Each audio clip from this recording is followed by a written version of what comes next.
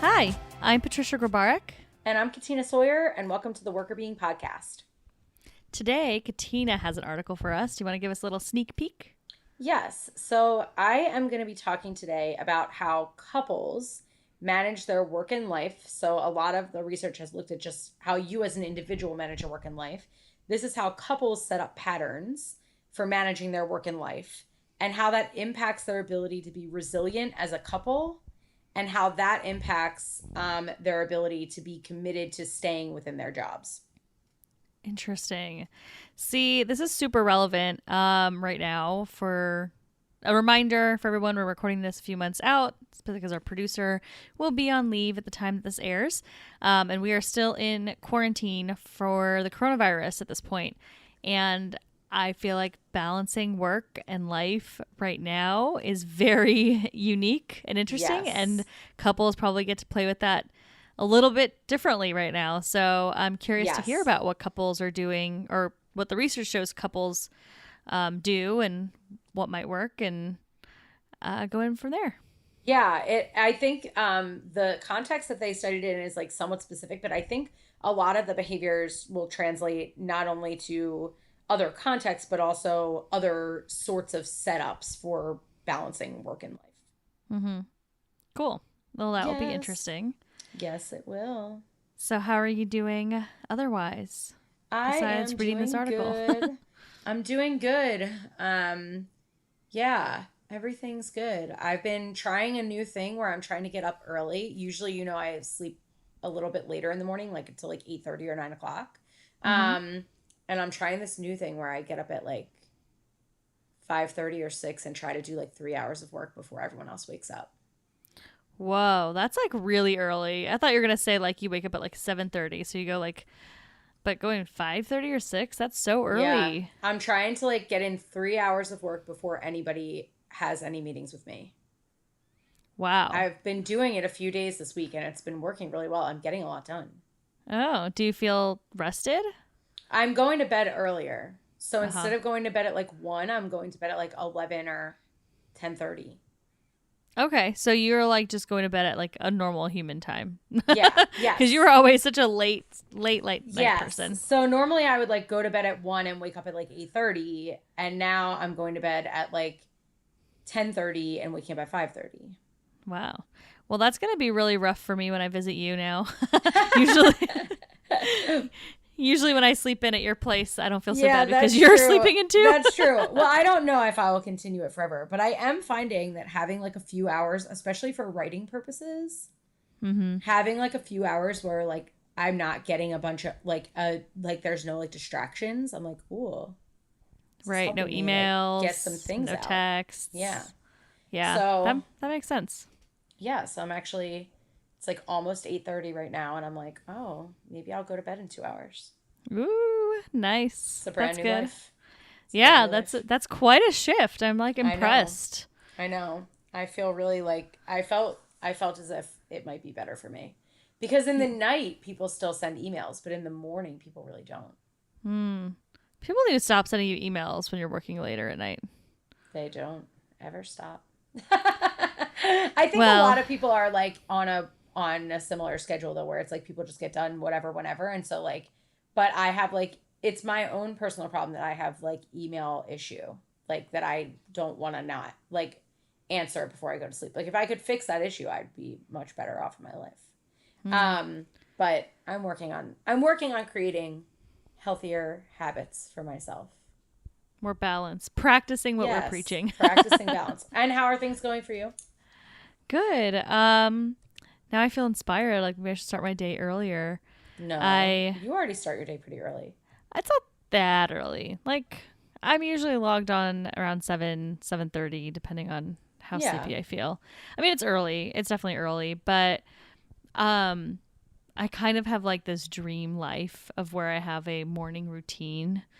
Like I don't know, you just hear about everyone and their beautiful morning routines, and I'm like, I Yeah. don't have that, but I also don't like to wake up at 5 a.m. No. So I need to figure it out, because if I can make that work, I feel like I would be very happy having a morning routine, and like honestly, like going for a walk or a run early in the morning sounds really nice. Mm-hmm. Um, and then coming back and then starting the day. But Yeah. I don't know. I'm not sure if I'll get there because to the email point, I also don't enjoy getting a bunch of emails and not addressing them. Yeah. And because I'm on the West Coast, my emails actually stop much earlier. Right. And I think, honestly, and also where I work, like, people are pretty good about not working really late. So if my boss on the East Coast is stopping working at 5, that's 2 o'clock for me. So Right. I've Right. got like an afternoon where I can get more stuff done. But in the morning when I wake up, I usually have a bunch of emails already because Yeah. they're Yeah. already awake. So I kind of have the opposite problem where Yeah. I feel like I never when I do wake up early, like when I just naturally wake up earlier than normal, I end up going and just working right away because I already got a bunch of Right. stuff Right. emailed to me in the morning. So I don't know. I'm Yeah. not good at not looking at my email first thing in the morning. I'm trying I to not know. do I'm that, but trying I'm really to. bad. I'm trying to. It's really hard. Mm-hmm. If anyone else out there is struggling with it, it is really hard. And I also think like the morning routine thing would be cool, but at the same time, like I wonder how many people that like discuss their morning routine like legitimately do their morning routine. Like, do they do it like one day and Instagram it, or like are they actually doing that routine every morning? Like, I'd like to understand more about that. Valid. That's a fair point. I do not know the answer to that. I don't know if people are actually doing it. And I think that there's something to be said if depending on your work situation, right? Like you and I are preaching lots of workplace wellness and we try to follow a lot of the things that we talk about, but Yeah. we also love our work. Yeah. And we've talked about this when we talked about entrepreneurs before. And sometimes it's hard to stop. And not because we've got so much to do and we feel pressure and stress from other people, but because we like it and we want to Yeah. get more stuff done. And so because we've got multiple hats that we're wearing, we've got full-time jobs, we've got Workr Beeing and all of this, I think that makes me want to do more stuff. Yeah. Let me tackle, my Infor stuff earlier in the day. I can do more Workr Beeing stuff when people have logged off for the day, things like that. Yeah. And then also, there's just too many hats. And I think that, if let's say, I feel like the people that have these morning routines on Instagram are the people that have their own business and they don't go into the office until 10. Right. That's right. my assertion there. Right. You need some time to like actually like they're not getting up at 5 a.m. to do their routine every day because that like might not be as sustainable. But yeah, or they just are morning people and then by the night, like their nighttime routine is like whatever. But I think it's like picking what's important to you, right? Like, so I generally have thought of myself as a person who sleeps late, but it's not, I just feel like I'm a person that needs like 6 hours of sleep at least. So it doesn't matter how I shift that around. So then I started thinking, oh, well, the reason that I sleep late is just because I go to bed late. And I just thought like, well, one issue that I'm having is like always feeling like I have to be responsive throughout the day and I have trouble getting interrupted and then like getting back in the flow of writing. So I think like something that's been making me happy is like being able to get like a bunch of like I start the day and I'm like, okay, I got that done. Like that I got at least I got a chunk of something done that like maybe wouldn't have gotten done otherwise. And that makes me feel better about it. But like to me, like a morning routine, for example, like maybe that would be something like, it sounds like that's something like that you feel like would really help you. I've not been like attracted to that idea. So like, I feel like it's just like, do whatever feels good. You know what I mean? Whatever like works for you. Yeah. And maybe we can both try, like I'll try this and then maybe you can try a morning routine. Yeah. Yeah. I think that would be nice for me, but I don't think it's going to be a very long morning routine. No. Like, I'm not going to get up and, do an hour-long workout and then make a breakfast and then write in a journal and then do whatever. No. Like, no, it's going to be like a few minutes or maybe I'll take a walk or a workout because that's just nice to be done with earlier in the day. Yeah. It's all the things that we talk about is like, these are all things that you could do, but everybody needs to find the mix that works for them. Yeah. And I've been, I think I had talked about, what did I talk about? I talked about like Headspace before and how I like love their sleep casts and I've used that and like that's become a routine. And actually, So this airs, I think, well after the Water Bear Planet interview. So Yeah. go back to that if you are interested in learning more about what I'm about to say. But I've sort of transitioned from their sleepcast where they're telling me a story to evenings of using nature sounds without Oh. audio. And so I feel like I've progressed in my Look at mindfulness. that. That's I awesome. know. So I'm very proud of myself about that. That is really good. I'm so glad. That's Yeah. awesome. Very exciting. Well, I have found that I also like nature sounds, so maybe I should try that. GW just gave all employees free Headspace accounts. Oh, wow. That's awesome. Yeah. That's really Yes. awesome. Yes, it is. We have LA County just got free Headspace accounts too, like Oh, everybody in wow. the county. But That's Headspace awesome. is in like their headquarters are in LA County, Right, so right, right. it's almost like just helping their community right now. I think is what they're doing, which is That's cool. cool. That's very Yeah, cool. that's like a year free for LA County residents. That's awesome. That's so nice. Oh, thanks, Yeah, Headspace. I know. Thank Good job, you. Headspace. Yeah, Thank you, Headspace. yay. Thank you. Research shows that you're good. Yes, it does. It does. All right. Well, let's talk about your article. Let's talk about couples, talk Yes. about work life balance, resilience, all the good things. Tell me, tell me. Okay. So, this article is called It Takes Three: Relational Boundary Work, Resilience, and Commitment Among Navy Couples. And it's by Christine Beckman and Taryn Stanko, and it was published in Academy Management Journal in 2020. So basically, as I mentioned at the beginning, most of what we know about work and family research, we know some, and we've talked about on the podcast before too. We know some about like when one person in a couple is working really hard or is really stressed, that can spill over to their partner, for example. Hmm. And we know a lot about like when I'm feeling stressed in my job, or I feel like I have too much to do, or I don't have time to do stuff that impacts my own wellness. So we know some about like spillover effects, and we know some about how I individually manage my work life balance. And then we also know some about how couples split tasks, for example, has something to do with their work life balance. So if you're doing way more than what you signed up for, your work life balance will feel out of whack, and the way that you split that with your partner has something to do with that. What we don't know as much about is how like patterns of relating to one another in a couple make a difference in terms of predicting both the extent to which your couple is likely to be resilient towards like challenges in life and be able to that you will be able to continue to be a couple moving forward, and also the extent to which that those patterns might have an impact on your feelings of satisfaction and commitment to your actual job. So we don't know as much about like what are the like ways in which couples relate to one another on a daily basis that actually helps us to understand whether or not they're strengthened in their ability to stay in their job and strengthen their ability to like maintain to be a part of the family. That's so interesting. I mean, that's incredibly important. I feel like everybody knows that stress at home can lead to stress at work can lead to stress at home. And I am kind of surprised as you're saying that. Like, you're right. Like, I haven't read any papers around how the couple can be resilient, how they work through things can impact, how they feel about everything and all about the balance and how they're talking about balance, how they're managing their balance, and how they can get through challenges to that effectively. Because it makes sense. Like, that for anybody that knows anybody that's been divorced or gone through a divorce, or even a really bad breakup, like, that impacts not only your work life balance in a lot of ways, but also your work too. Yeah, absolutely. Absolutely.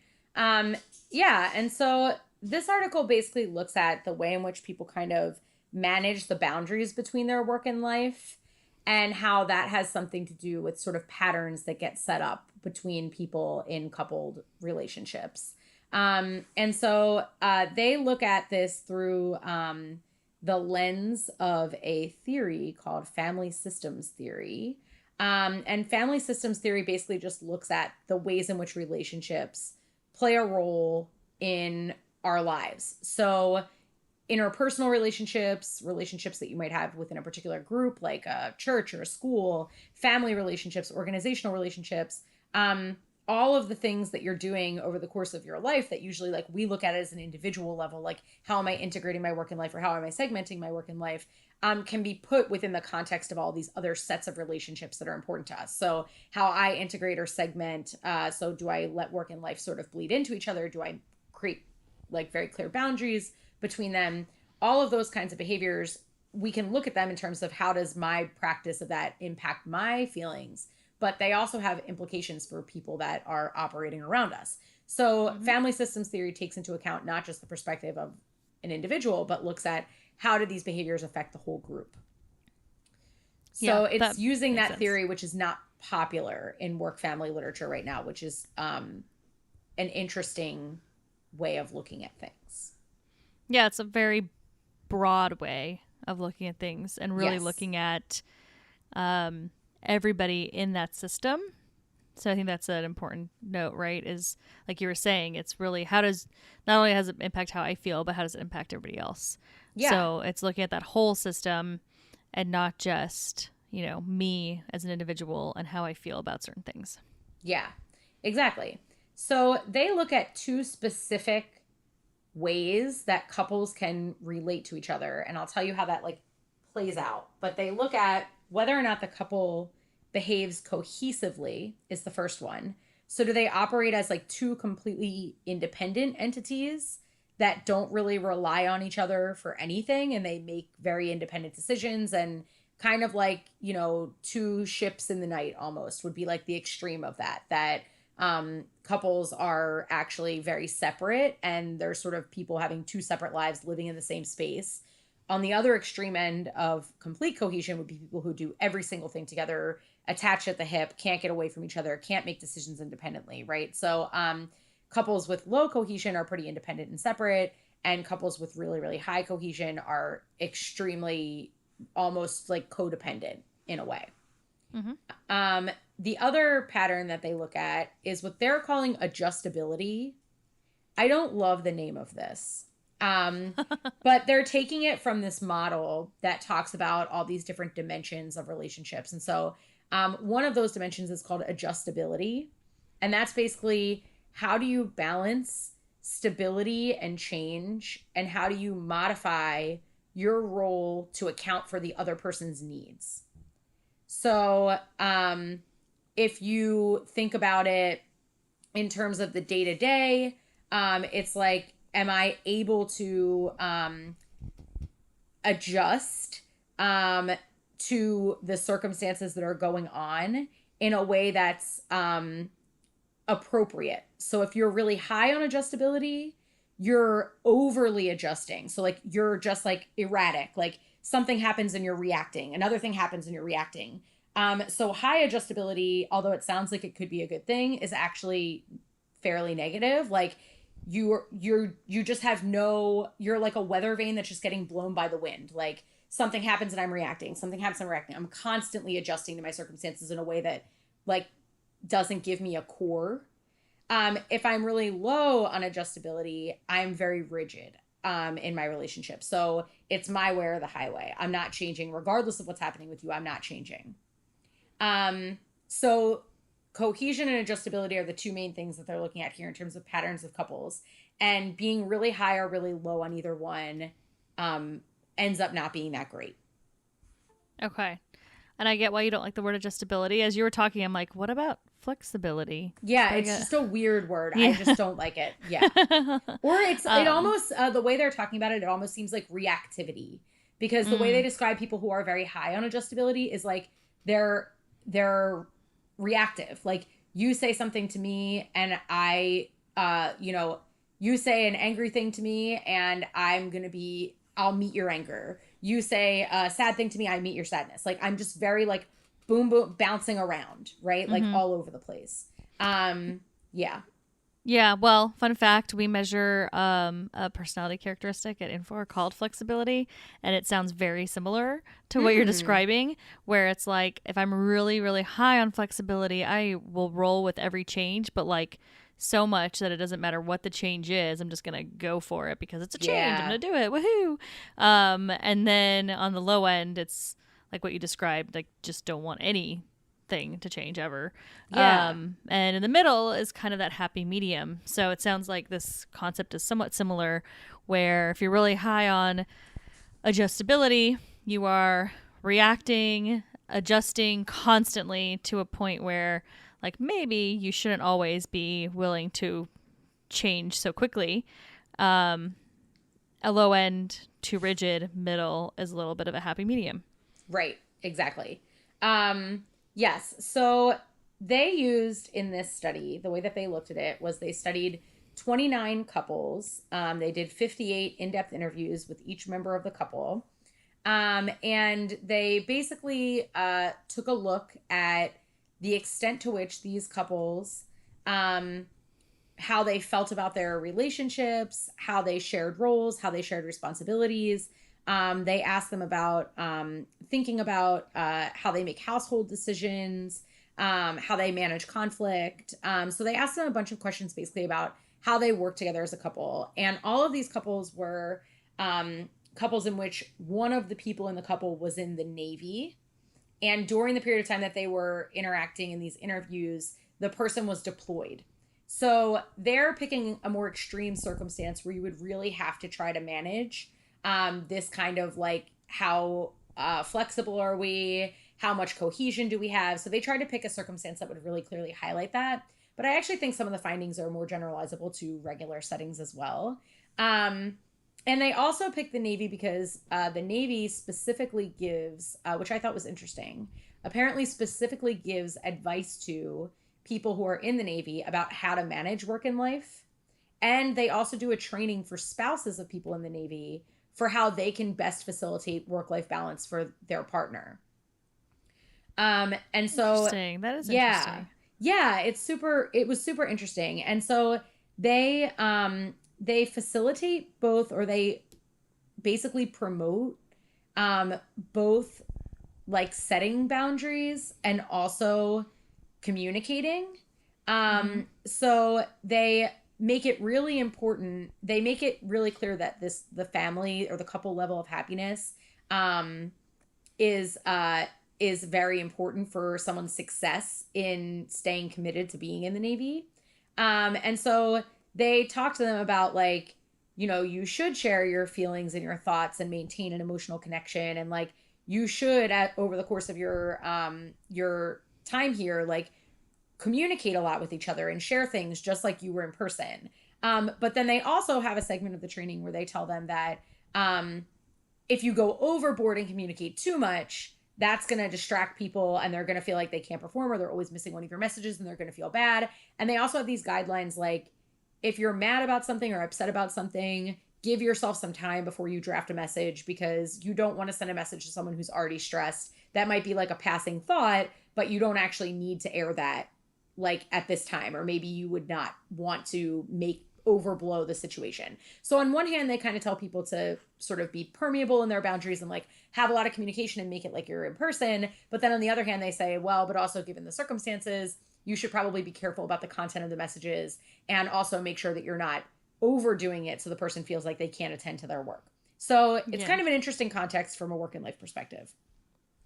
That is so interesting. And I mean, it makes a lot of sense because I think this job is obviously, like you said, extreme in the sense that it's very high stress. People are gone for a long time. There's a life or death situations frequently. So it's not like just, you know, someone's going to the office to work on a computer. Like it's very, Right. very different. And I very much appreciate that they provide some sort of guidance and training and to help people, because I can imagine that selfishly, if your spouse is not enjoying the Navy life, then you might be pressured or feel like you need to leave the military. And then at the same time, so the Navy is going to want people to stay. So that's a good reason to do that. But at the same time, it's also hopefully there's a side that's really focusing on the wellness of people, and having to deal with relationships from a distance is stressful and can make not only their work suffer, but just their mental health suffer even further. And it's already a mental health concern, just the jobs that people are doing in general can create a lot of mental health issues. So Mm-hmm. just trying to address something earlier on before you get couples really struggling, I think is really important and critical. So I'm pleased to hear that that is happening. I'm hoping it's working well. I don't know. Well, what did they Yes. find when they talk to these people? So basically, what they found is that the best case scenario for you to be in, basically, if you want to have strong couple resilience and you want to maintain committed to the career that you care about and not feel compelled to leave because of family related issues, is that you need to have a medium level of cohesion and a medium level of adjustability. And I'll talk about why that's true. I gave like a little preview of it. So with regard to cohesion, when people experience really high cohesion, they're saying things like, we're constantly communicating. We're always talking through email or telephone. I don't do anything without making a decision without that person. Every little thing, like I want to get their input on. I want it to be like they're right next to me. I want it to be like they're right here with me. If you're a person that feels so overlapping with your partner, you're probably not going to be as good at facing life's challenges together. Because while it's really good to have some level of dependence, it can also have too much of a level of dependence where when you feel like your partner's work is taking them away from you, your emotional reaction to that is so overboard, and both of your emotional reactions is overboard to that it actually makes people say like, well, you know what, I just can't do this job because I can't be with my partner as much as I want. Mm-hmm. So if you want to stay committed to your job and you also want to be able to face challenges successfully as a couple, it's actually not good to be so kind of, they're calling it high cohesion. It sounds a lot almost like codependence to me. Right. So if you're seeing those patterns in your relationship where, I mean, it's great. Like if you're in the beginning of a relationship, I feel like a lot of people are like, I don't want to think about anything without that person. I don't want to do anything without that person. But if you're continuing to feel like you can't do anything on your own, you like need their input all the time, or like you're craving their attention all the time, that becomes problematic down the line, because there are challenges in life that and times where couples kind of have to suck it up and be able to say, well, we still care about each other even if we can't be in each other's sight all the time. And if that's the case, that you're not able to do that, your resilience as a couple either goes down, or your commitment to your job like something has to give, basically, in that equation, either the job or the couple. Mm-hmm. So anyway, the high cohesion is not good. And they also found that the low cohesion was not good. So couples that say things like, our daily lives are completely independent of each other's. We don't rely on each other to get through anything. We're not dependent on each other to get through the day. We have our own lives. We're like two independent people. That she has her set of tasks. I have my set of tasks. I'm looking at some quotes right now from one of the guys in the study. And, I don't think that we need to play a role in making decisions together. Like, we each have our own sphere, and that's fine. In those situations, sometimes couples can start operating so independently that they grow apart, and their ability to be resilient as a couple is not as good. And also, it can create some issues with commitment to the organization, because sometimes if one person starts to feel resentful that they're operating so independently, so often in couples, when they start to do these separate spheres, what they find is that one person felt more remorseful about that than the other person. The other person might say, well, the reason that we're not getting along is because, or we're not spending time together, is because of your job. So like, I need you to quit your job so that we can fix this issue. Right. That is so interesting. So I'm just like thinking about both extremes of cohesion and how both sound terrible to me. So Yeah. I guess it's a good sign for me in my relationship, Yeah. because Yes. I like having a lot of independence, but I also think it would be very weird if like we didn't consult each other in anything, or maybe spend a ton of time together.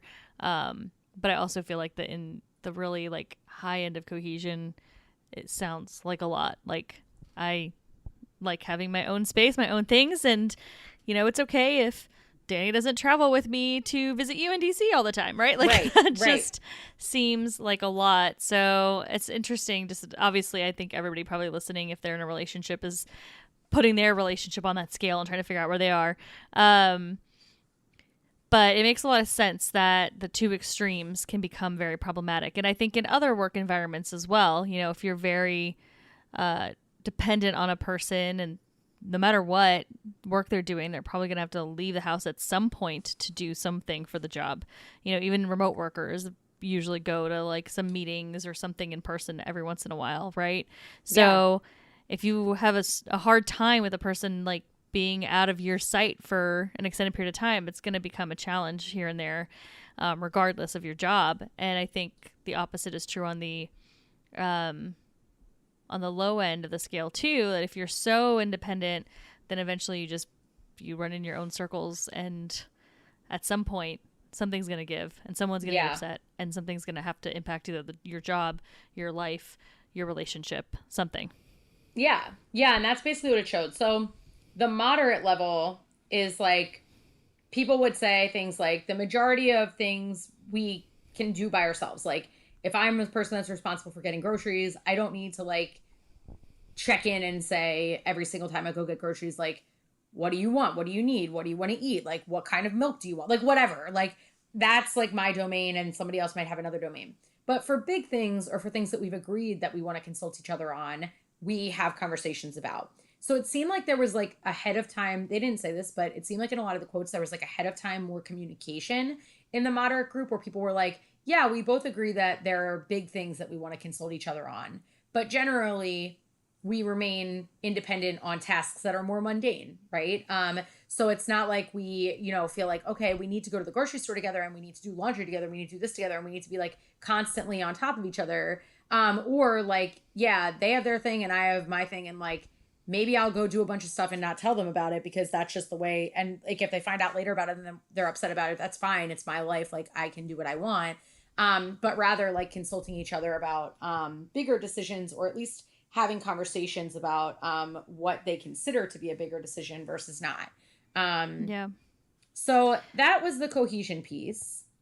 And those conversations are probably so important in a deployment situation. So if you don't talk about what are the big decision things that need to be addressed as a couple before someone leaves and they're gone for months, then the spouse that's at home might feel like, well, I need this decision made and I'm the one at home, so I'm just going to do it, Yeah. And if they don't know what things are going to upset the person or what things they want to be involved in, then you just can't address it properly. Yeah. So I think those conversations make a lot of sense, because realistically, the spouse that's at home is the one that's doing everything for the home life decisions, and you need to be clear as to what you think they can handle on their own. Obviously, they could probably handle everything on their own, but if you want to be involved in things, you need to be clear about that. And then the partner also, the spouse at home, needs to be clear about what things would be too much for them to have to constantly go back to the person that's deployed.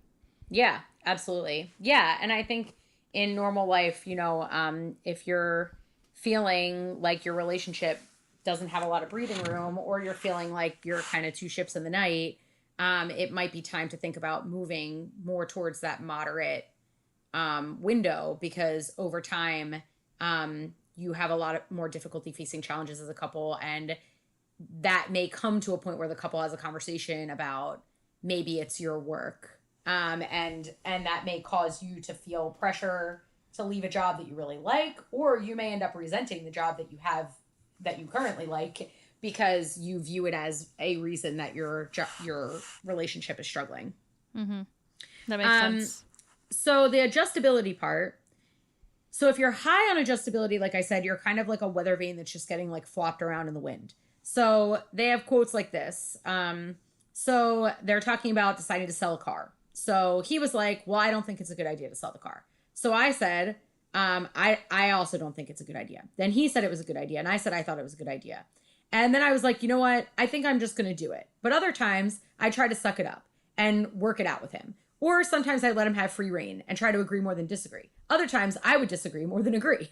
So they really don't have like a pattern that they're confused. in. Yeah, they don't. So it seems like these couples really don't have a pattern that they're in. They haven't figured out a way to come up with a consistent form of communication. And so if the person's in a bad mood, they might react by being in a bad mood. And then later they might feel badly about the fact that they reacted by being in a bad mood. So the next time they talk to the person in a bad mood, they might be like more kind or whatever. And then that person might be like feeling good about the fact that they were kind to them. So then they're kind next time. But the next time they're in a bad mood and they like get angry at their partner. So it's just like this general reactivity to the situation. It seems that both partners are just sort of reacting and not being thoughtful about how their actions are impacting the other person. So they're kind of just like reacting to the situation. Without thoughtfulness, I would say is the high on adjustability. Like the situation's kind of dictating how they're responding and they're not being thoughtful about being consistent or like having a thread. Or they're like, sometimes they're just like not sure why they're doing something. They're like, yeah, sometimes I'm trying all these different things. Sometimes I give them a list of things I want them to do. And then other things I forget to give them a list. And then they ask me for the list, but then I feel bad because I didn't tell them that I didn't like make the time to make them the list. And then I get mad. Like, it's like they have no like, routines, I guess. Everything is like dictated by the situation. So that's high adjustability and that's bad. So that just feels like I don't even understand how you make a decision in a relationship about anything about the family or the home life when somebody is deployed at work in the Navy situation, or even just anything. And like if in a different situation when you're in your day-to-day life and different jobs and things like that, like how do you make any decisions if you're like that all the time? I feel like that's got to be a major struggle, is around decisions, around how to handle any situations. And it makes a lot of sense that some couples that are too high on this would struggle if they're facing any major challenges, because they're probably reacting every few minutes. It changes as to how they're addressing that challenge. Yeah, and that's why people who are low on cohesion and high on adjustability get categorized as chaotic in this study, which is exactly what you're saying. They are just a chaotic couple. They're all over the place and they're reactive to the situation. They're categorized as chaotic, but I'll get into that in a second. So low levels of adjustability, people are not reactive, but the problem there is that they're very inelastic. So like, I have things to do, you have things to do, and I'm not going to change anything about my schedule to accommodate your schedule. Or I'm not going to change anything about my routine to make things nicer to you. So like this one person said it was her spouse's birthday. And she said, he's deployed. I sent him one of those emails, happy birthday things. But like, really, there's not much that I can do for his birthday. Like, I tried. I sent him an email, whatever. Like, I'm not changing my routine. Whereas other people in the paper, like, really went out of their way to, like, do really special things for the person and whatever. And she was just kind of like, I can't think of anything and it takes too much time. I don't have time. Bye. And then, people really digging their heels in, like, it would be great if you could talk to me at night instead of in the morning, for example, because of the way my work schedule is. And the person's like, no, that doesn't work for me. I can't. So they would have a lot of like communication issues and other kinds of issues because the person was being so rigid, or both people the couple got into a pattern of rigidity where they just kind of both dug their heels in. Whereas the moderate groups talked a lot about adjusting on the fly, not in a way that was like reactive, but rather a thoughtful, like, well, generally we talk every night at 8 p.m. But if the person texts me in the middle of the day and says that's not going to work, I'll make an adjustment to my schedule to make sure that we still talk once that day. Or, generally I manage the bills and generally, he does whatever. But, if he asks to pay a bill or he feels strongly about us changing a service that we use and not paying the same bill over and over again, I'll listen to that and change up something about my routine in light of their feedback. So moderate, again, is helpful in this case. Right. So you're flexible when required, when necessary, when it makes sense for the good of the couple, but you're not just willy-nilly bouncing around based on your mood.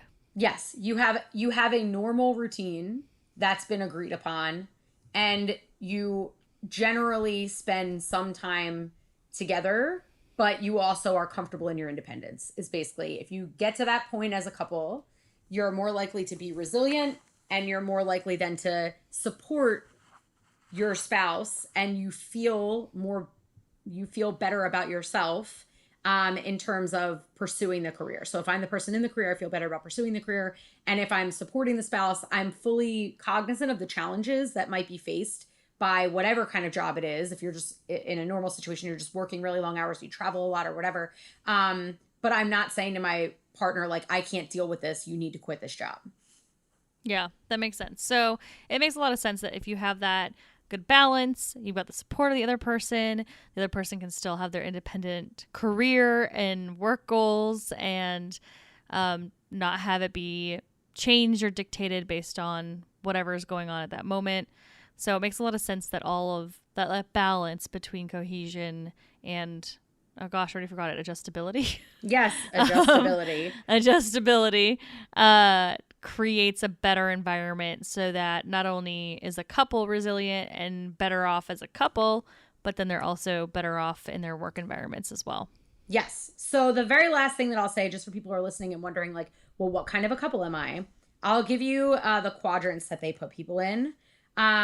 So as I mentioned before, if you're both low on cohesion and high on adjustability, so you're reactive and you don't like to do stuff together, you're both low on resilience, the couple's not going to do very well overcoming challenges, and you're going to be low on commitment to the organization. You're going to feel like our relationship's having problems and we need to point fingers at what those problems are. So let's start with the job, basically. Mm-hmm. If you're in a situation where you're moderately cohesive, but also highly adjustable, so you're very reactive and you have a decent amount of cohesion, that reactivity leads you to have lower resilience as a couple, but you don't go to the point where you're telling the person that they need to leave their job. So your organizational commitment's okay. If you are high on cohesion, but you have a good level of adjustability, so you have a routine, but you're just on top of each other all the time, that's called enmeshed. And enmeshed people, their couple survives, or their couple's more resilient, but they are more likely to tell the person or to feel like they need to leave the job because they are codependent. So any job that takes you away from me is not good. So your commitment goes down, but as a couple, you're generally likely to survive. The last one that has some downsides to it is rigid, which is you're low on adjustability, like I don't want to make any changes for you, and you're low on cohesion, we're ships in the night. That's called rigid, and rigid people both don't do well as a couple and have lower commitment to the job because eventually, usually someone gets upset about the lack of flexibility and the lack of any interaction, and they start to point fingers at the job. And then, as we've been talking about the whole time, if you've got moderate levels of both, you're in a cell that's called balanced, and balanced individuals have stronger resilience and they also have higher commitment. That makes a lot of sense. So those balanced folks are what you got to strive towards. Yes. What advice do you have for people? Is there something that like couples should do? Or, I mean, it sounds like the Navy's already training people around this kind of topic area. Is there something organizations should be doing, you think, to help couples? Yeah, I mean, I think that as people are starting to think more about the family unit instead of just an individual as an intervention point for work and life, I think that it's important to have resources available for employees. Like, you know, right now, a lot of companies that are like really on the up and up with wellness, they might have counselors or people that you can talk through on site, or at least resources to point people in that direction. And maybe just like having some resources about what are healthy patterns in couples and what are unhealthy patterns in couples. And if you hear someone saying like that they want to leave their job or they're thinking about leaving their job because of their spouse being unhappy, that you might be able to point them in those resources, or maybe share like, oh, well, we felt like that before in the past, and here's how we've coped with it, and use this research to sort of guide the conversation. That two things that seem to be really important are, well, what's your level of dependence like? Like, are you feeling like, so questions could be, you know, are you feeling like you're just not communicating? Are you feeling like you're constantly communicating and maybe you are over reliant? You know, is it that you are when you're communicating with each other, are you being thoughtful? Do you have a pattern? Do you have a routine? So asking those kinds of questions about like, do you have a routine? And also, are you feeling like, how's your communication in terms of how frequently you're communicating can give you a sense of maybe what some of the issues might be. And you might be able to like just share. We talked a lot about the importance of leaders sharing. So you might be able to share some personal things from, obviously appropriately personal, but personal things from ways that you've coped with challenges and sort of push your employees in the direction of at least thinking about some of these things. And just having it on your radar that the way that the couple operates actually has an impact on whether or not your employee wants to stay in the job. And thinking about when you're doing these kind of work family interventions, like in what ways can you involve the family? Is it just centered around the employee and acting like the employee is the only entity? Or can you provide resources for people where they can learn really how to balance those relationships or manage those relationships in a better way? So I would say it's like step one is opening leaders' eyes to the idea that there's someone else involved in this equation than just the employee that's in front of you. Mm-hmm. I think that makes a lot of sense because it's so easy to just think about the employee alone and helping that one person. But if you don't help everybody in the family unit, negative things that are happening there is going to impact that employee. So it makes a lot of sense to at least recognize that first and then figure out how it makes sense to address it. And from a business perspective, I think it is challenging. Like there's privacy concerns, there's all sorts of things. But even just providing proper resources, communication channels, just so people can feel comfortable being open about stuff with you. I think all those things can be very helpful and just starting to get that conversation going. And even just talking to your team, like even if you don't think it makes sense from a privacy perspective or a legality perspective to try to intervene in the household with like a really formal program or something, I think anytime you're talking about work-life balance, making sure that you acknowledge that there's these other things that are impacting the person and making sure that they know that that's going to impact how they feel on the job and how they feel towards their work. And so that the employee that maybe hasn't listened to this show and read this article can at least understand that, oh, I have to think about it from a bigger picture too. I have to think about how I can fix that relationship because that's impacting my work. Because I think it's really easy to think about how my work is negatively impacting my family. But I do think that we often miss the story that we're talking about here, where the couple or the family unit can really impact the work. And so making sure that you're clear in your own situation, which is it? Is it both? Or is one impacting the other more? And if it is the family unit, what can you do to become a more resilient family unit? Yeah. And I think, I think those are really, really good points. And I think as long as you're being appropriate, you're not going to be like, well, how's your marriage doing or whatever. But if someone comes to you and says, my partner or my spouse is, really unhappy with where we are or what the job is like, or they're upset that I'm away all the time, just giving some tips of like, well, what's helped for me is to try to find a routine and like agree upon things, or what's helped for me is to try to decide what we can be independent on and what we really need input from each other on or whatever, just to try to give that kind of advice that's not, over the line, but may help nudge them in the right direction to just start thinking about the patterns that their relationship has fallen into. And it seems like it really comes down to like communication, consistency, and, having a plan. And being able to deviate from that plan when needed, but that you're not sort of flying by the wind or sticking to your plan to a negative degree. Yeah. And if you feel super awkward about talking about that, just send them this podcast. Yeah, exactly. And then when they hear me suggest that, they'll know exactly why that happened. Yeah. There we go. But they'll have to listen to the whole thing until they get to the end, and then they'll be like, dang it. Now I realize. It was all a ploy. Oh, man. That's funny. Well, thank you so much for reading this article. I thought it was really good, very detailed. I'm sure there's even more in there than we could talk about today, but I'm glad we tackled this topic. It's really interesting and I think relevant for a lot of people out there.